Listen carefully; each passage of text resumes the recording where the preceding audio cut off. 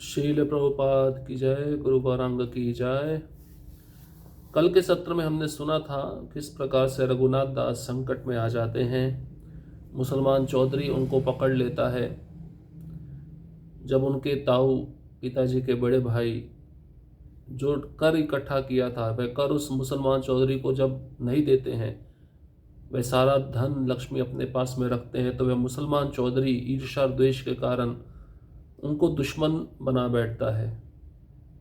और जब उनको पकड़ने के लिए उसके घर में जाते हैं तो वह वहाँ से भाग चुके होते हैं और बदले में रघुनाथ दास को पकड़ लिया जाता है, उनको बंदी बना लिया जाता है। और रघुनाथ दास अपनी समझबूझ के द्वारा किस प्रकार से उस मुसलमान चौधरी को बड़े मीठे शब्दों में अपने वचन बोलते हैं, और वह मुसलमान चौधरी उन पे दया दिखाता है, कृपा दिखाता है, उनको छोड़ देता है और कहता है कि अपने पिताजी के बड़े भाई का जो भेंट है मुझसे करवाइए, जिससे हम बातचीत करके उस मसले को सुलझाया जा सके और जो मेरा हिस्सा है वह मुझे मिल सके।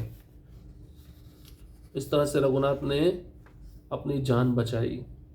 अब रघुनाथ दास चाहते थे कि मैं घर से भागूं, पलायन करूं, तो भागने के प्रयास में वे कितने सफल हुए उसको आज हम श्रवण करेंगे। इस तरह रघुनाथ दास ने पूरा 1 वर्ष अच्छे व्यापारी प्रबंधक के रूप में बिताया, किंतु अगले वर्ष उन्होंने पुनः घर छोड़ने का निश्चय किया। एक रात वे अकेले उठे और चल पड़े, किंतु उनके पिता ने दूर स्थान पर उन्हें पकड़ लिया और वह उन्हें वापस ले आए। ये प्रायः प्रतिदिन का व्यापार बन गया था। रघुनाथ घर से भाग जाते और उनके पिता उन्हें फिर से ले आते। तब रघुनाथ दास की माता ने उनके पिता अपने पति से कहा, हमारा पुत्र पागल हो गया है, उसे रस्सी से बांध कर रखो।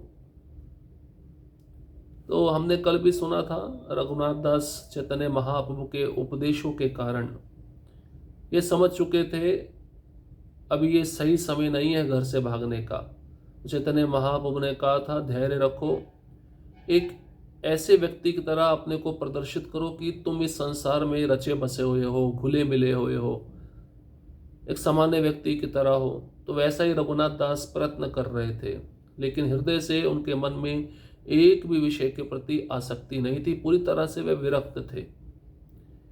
और ये सब करते हुए उनके माता पिता ने सोचा, चलो हमारा बेटा बहुत अच्छा हो गया है, अभी संसार में घुल मिल रहा है, तो हमने जो पहरा लगाया उसको थोड़ा कम कर देते हैं।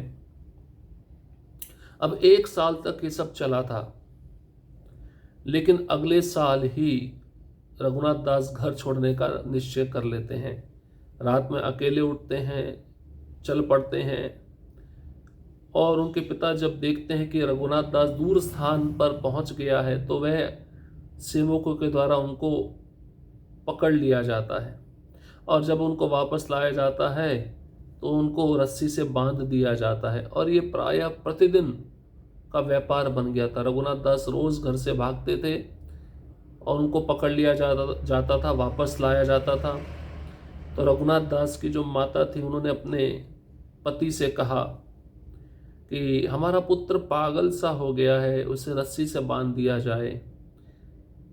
अब रघुनाथ दास के पिता रघुनाथ दास की माता से क्या कहते हैं? उनके पिता अत्यंत दुखी होकर अपनी पत्नी से बोले, इंद्र सम ऐश्वर्य स्त्री अप्सरासम, ये सब बांधिते नारी लेके यार मन। चैतन्य चरितमृत अंत्यलीला 6वां अध्याय 39वां श्लोक। हमारे पुत्र रघुनाथ दास के पास स्वर्ग के राजा इंद्र के जैसा ऐश्वर्य है और उसकी पत्नी अप्सरा जैसी सुंदर है, फिर भी ये सब उसके मन को बांध नहीं सका। कितनी विशेष बात है। देखिए, एक इंसान को बांधने के लिए इस संसार में 2 चीज़ों की आवश्यकता है, पैसा और स्त्री। जो इंसान बंधा हुआ नहीं होता, इन 2 वस्तुओं के द्वारा बांध लिया जाता है, और ये माया के स्वरूप ही हैं। स्त्री पुरुष के लिए माया है, पुरुष स्त्री के लिए माया है। अब रघुनाथ दास के पिता अपनी पत्नी रघुनाथ दास की माता से कह रहे हैं कि भाई इसको कैसे बांध के रखा जाए, 2 चीज़ों का तो हमने प्रलोभन दे दिया है, पहली चीज, हमारे पास ऐश्वर्य इंद्र के समान है। इतना धन है, वैभव है, ऐश्वर्य है, फिर भी इसका मन इस धन, इस वैभव, इस ऐश्वर्य में लगता नहीं है। और दूसरा बांधने वाली वस्तु है स्त्री अप्सरासम। इसकी जो पत्नी है, इसका हमने जो शादी करवाया, बहुत सुंदर लड़की है, अप्सरा के समान है। जब इन दो वस्तुओं से इसका मन नहीं बंध रहा है तो अब उसके मन को कोई बांध नहीं सकता, क्योंकि यही दो रुकावट है भगवत धाम जाने के लिए, कंचन और कामिनी। एक भक्त का परीक्षा इन दो वस्तुओं के द्वारा होता है। कंचन मतलब धन ही नहीं, माया उस भक्त को बड़े बड़े पद का प्रलोभन भी देती है। माया पूरी तरह से परीक्षा लेते कि पद देकर इसके मन को बांधा जाए, इसके मन को कृष्ण से दूर ले जाया जाए। लेकिन जो भक्त दृढ़ है, पक्का है, अपनी भक्ति में डटे हुए रहकर लगा हुआ है, तो वह माया भी उस भक्त के मन को बांध नहीं पाएगी। क्योंकि यहाँ पर रघुनाथ दास दृढ़ है कि मुझे चैतन्य महाप्रभु के चरण कमलों की प्राप्ति करनी है। तो इन दो भौतिक वस्तुओं से एक साधक को, एक भक्त को हमेशा बचते रहना चाहिए। दड़िर बंधने तारे राखीबा के मते, जन्मदाता पिता नारे प्रारब्ध खंडाइते। चैतन्य चरितमृत अंतरीला 6वां अध्याय श्लोक क्रमांक 40। तो फिर हम इस बालक को रस्सियों से बांधकर घर पर कैसे रख सकते हैं? किसी के पिता के लिए भी यह संभव नहीं है कि किसी के विगत कर्मों के फल को निरस्त कर दे। अब कर्मों का फल तो भगवान ही खत्म कर सकते हैं ना, पिता के तो हाथ में नहीं है। वो पिता के घर में ही जो पुत्र आया वो अपने कर्मों का फल लेकर आया है। तो रघुनाथ दास के पिता कहते हैं उनकी माता को, जब ये दो चीजें इसको बांध नहीं पा रही है तो रस्सियों से बांध कर हम इसको घर पे कैसे रख सकते हैं, ये बता दो। और किसी भी पिता के लिए संभव नहीं है कि किसी के विगत मतलब पूर्व जन्मों के कर्मों का फल खत्म कर दे। वो कहना चाह रहे हैं भाई इसके मन में जो वैराग्य है वो पूर्व जन्मों के कर्म का फल है। कुछ अच्छी सुकृतियां की होंगी तभी वैराग्य इसके मन में जागृत हो रहा है, इसका मन इस संसार में लग नहीं रहा, तो वो कर्म का फल भी मैं नष्ट नहीं कर सकता। चैतन्य चंद्रेर कृपा हय छ इहारे, चैतन्य चंद्रेर बातुल के राखीते पारे। चैतन्य चरितमृत अंत्यलीला 6वां अध्याय श्लोक क्रमांक 41। श्री चैतन्य महाप्रभु ने उस पर पूर्ण कृपा की है। चैतन्य चंद्र के पागल को घर पर कौन रख सकता है? अब जो बात सही है उसके विषय में रघुनाथ दास के पिता उनकी माता को कहते हैं, अब हमारे पुत्र पर चैतन्य महाप्रभु की पूरी कृपा हो चुकी है, पूर्ण कृपा हो चुकी है, और चैतन्य चंद्र के पागल को घर में कौन रख सकता है? अब तो ये निश्चित घर छोड़ के जाएगा, अब ये हमारे साथ में नहीं रहेगा, इसको समझ लो। हमारा इकलौता पुत्र है, इंद्र के समान ऐश्वर्य है, पत्नी अप्सरा के समान है, कोई भी वस्तु की कमी नहीं है, फिर भी इसका मन इस संसार में, यहाँ घर में या अपनी पत्नी में या धन में नहीं लग रहा है। तो अब इसको चैतन्य महाप्रभु की पूरी कृपा प्राप्त हो चुकी है, अब ये हमारे साथ में नहीं रहेगा, इसको हम घर पे बांध के नहीं रख सकते। तो रोज पलायन का प्रयास होता था, रोज की कहानी बन गई थी। रोज रघुनाथ दास घर से दौड़ कर जाते थे, उनको पकड़ लिया जाता था, वापस लाया जाता था, उनको बांधने का प्रयास किया जाता था। ये रोज होने लगे तो माता पिता भी थक जाएंगे, वो परेशान हो जाएंगे। तो इस प्रकार से उनका प्रयास हर तरह से असफल रहता था, लेकिन बारंबार प्रयास करने पर एक दिन तो सफलता निश्चित आएगी ना। अब एक बहुत अच्छा प्रसंग आ रहा है, चिड़ादधि उत्सव। देखिए, महाप्रभु की कृपा प्राप्त करने के लिए सबसे पहले रघुनाथ दास ने बचपन से ही हरदास ठाकुर का संग प्राप्त किया, यह हम पहले सुन चुके हैं। हरदास ठाकुर की कृपा, हरदास ठाकुर का आशीर्वाद पूर्ण रूप से रघुनाथ दास पर था। अब उनको सबसे पहले नित्यानंद प्रभु की कृपा प्राप्त होगी, क्योंकि बिना नित्यानंद प्रभु की कृपा के चैतन्य महाप्रभु की प्राप्ति नहीं होती।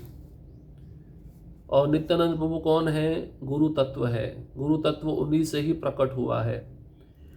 चीड़ा दधी उत्सव के द्वारा किस प्रकार नित्यानंद प्रभु रघुनाथ दास पर कृपा करते हैं और तब उनको चैतन्य महाप्रभु की कृपा प्राप्त होती है। ये पूरा लीला, पूरा प्रसंग चैतन्य चरितामृत के अंत लीला में पूरा एक अध्याय दिया हुआ है। एक दिन रघुनाथ दास के अपने मन में कुछ विचार किया और अगले दिन वे नित्यानंद गोसाई के पास गए। पानीहाटी गांव में रघुनाथ दास की भेंट नित्यानंद प्रभु से हुई, जिनके साथ अनेक कीर्तन करने वाले सेवक तथा अन्य लोग थे। गंगा नदी के तट पर एक वृक्ष के नीचे एक शिला पर बैठे हुए नित्यानंद प्रभु करोड़ों उदय होते सूर्यों के समान तेज युक्त प्रतीत हो रहे थे। उन्हें घेर कर भूमि पर अनेक भक्त बैठे हुए थे। नित्यानंद प्रभु के प्रभाव को देखकर रघुनाथ दास आश्चर्यचकित हो गए। रघुनाथ दास ने दूर स्थान पर ही दंड की तरह गिरकर नमस्कार किया और नित्यानंद प्रभु के सेवक ने इंगित किया, रघुनाथ दास आपको नमस्कार कर रहा है। अब एक दिन की बात है, रघुनाथ दास को पता चला पानीहाटी गांव में नित्यानंद प्रभु आए हैं और उनकी इच्छा हुई कि मुझे नित्यानंद प्रभु से मिलना है। और उन्होंने निश्चित रूप से अपने पिता से आज्ञा मांगी होगी। पिता ने कहा होगा जाओ।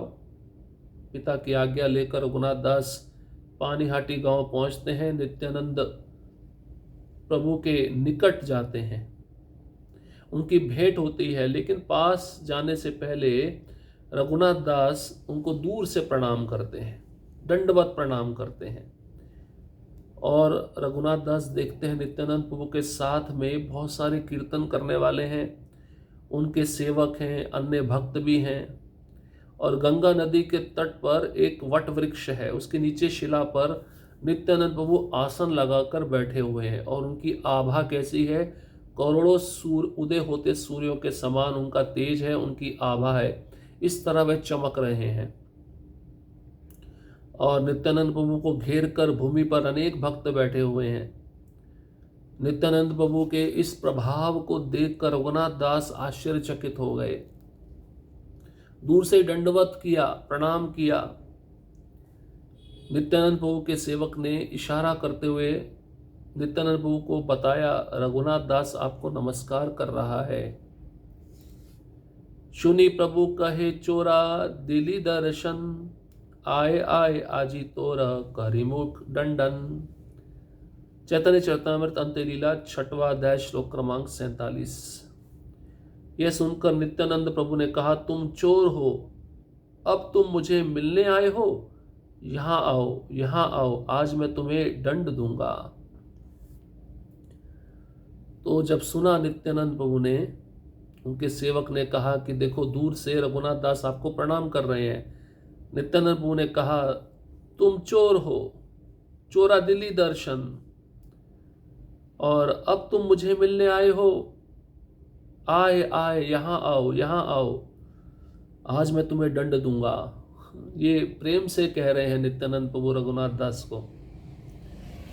प्रभु बोलाए ते हो निकटे न करे गमन, आकर्षिया तार माथे प्रभु धरिला चरण। चैतन्य चरितामृत अंत्यलीला 6वां अध्याय श्लोक क्रमांक 48। प्रभु ने उन्हें बुलाया किंतु रघुनाथ दास उनके निकट नहीं गए। तब प्रभु ने उन्हें बलपूर्वक पकड़ लिया और उनके सिर पर अपना चरण कमल रख दिया। तो जब नित्यानंद प्रभु बुला रहे थे, पास नहीं जा रहे थे रघुनाथ दास, उनके निकट नहीं जा रहे थे, जबरदस्ती नित्यानंद प्रभु ने उनको पकड़ लिया, बलपूर्वक पकड़ लिया और उनके सिर पर अपना चरण कमल रख दिया। सबसे बड़ी कृपा मिली। नित्यानंद प्रभु ऐसा कभी किसी के साथ करते नहीं हैं, लेकिन रघुनाथ दास पर विशेष कृपा हुई। नित्यानंद प्रभु जानते हैं रघुनाथ दास आगे जाकर चैतन्य महाप्रभु की क्या सेवा करने वाले हैं। नित्यानंद प्रभु स्वभाव से अत्यंत दयालु तथा विनोदी थे। दयालु होने के कारण वे रघुनाथ दास से इस प्रकार बोले, तुम चोर की भांति हो, क्योंकि पास आने के बदले तुम दूर रहते हो। अब चूंकि मैं तुम्हें पकड़ लिया है, अब चूंकि मैंने तुम्हें पकड़ लिया, इसलिए तुम्हें दंड दूंगा।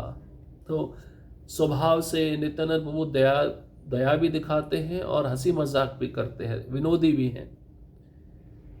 तो नित्यानंद प्रभु रघुनाथ दास को कहते हैं, चोर हो, चोर की तरह रहते हो, मेरे पास नहीं आ रहे हो, पास आने के बदले दूर भागते हो।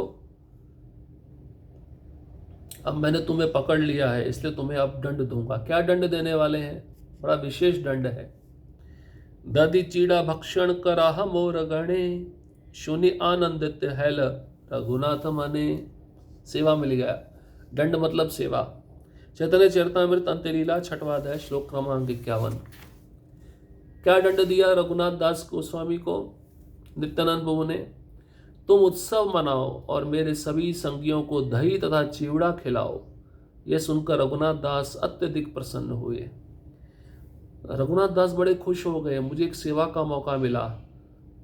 नित्यानंद प्रभु ने कहा, मेरे जितने पार्षद हैं, मेरे जितने भक्त हैं, मेरे जितने संगी हैं, उन सबको दही और चिवड़ा खिलाओ। इसका मतलब ये दही और चिवड़ा नित्यानंद प्रभु को कितना प्रिय है। रघुनाथ दास ने तुरंत ही अपने आदमियों को समस्त प्रकार की खाद्य वस्तुएं खरीद कर लाने के लिए गांव में भेजा। रघुनाथ दास चिवड़ा, दही, दूध, मिठाइयाँ, चीनी, केले तथा अन्य खाद्य सामग्रियां ले आए और उन्हें चारों ओर रख दिया। जो ही लोगों ने सुना कि उत्सव होने जा रहा है, त्यों ही सभी प्रकार के ब्राह्मण तथा अन्य सज्जन पधारने लगे। इस तरह से असंख्य लोग एकत्रित हो गए। भीड़ बढ़ती देखकर रघुनाथ दास ने अन्य गांवों से और खाद्य पदार्थ मंगाने का प्रबंध किया। वे 200-400 बड़े गोल मिट्टी के घड़े भी ले आए। उन्होंने 5-7 बड़े बड़े मिट्टी के पात्र भी मंगवाए और एक ब्राह्मण इन पात्रों में नित्यानंद प्रभु की तुष्टि हेतु चिवड़ा भिगोने लगा। एक स्थान पर इन बड़े पात्रों में गर्म दूध में चिवड़ा भिगोया गया, तब आधा चिवड़ा दही, चीनी तथा केलों के साथ मिलाया गया। आधे भाग को गाढ़े दूध में तथा विशेष प्रकार के केले में, जो चापा कला कहलाता है, मिलाया गया। तब चीनी, घी तथा कपूर डाला गया। जब नित्यानंद प्रभु अपना वस्त्र बदल चुके और चबूतरे पर बैठ गए, तब वह ब्राह्मण उनके सामने 7 बड़े बड़े पात्र ले आया। इस चबूतरे पर श्री नित्यानंद प्रभु के सभी सर्वाधिक प्रमुख संगी तथा साथ ही अन्य बड़े लोग उनके चारों ओर एक गोलाकार में बैठ गए। अब रघुनाथ दास को सेवा मिली कि नित्यानंद प्रभु के सभी भक्तों को चिवड़ा और दही खिलाना है।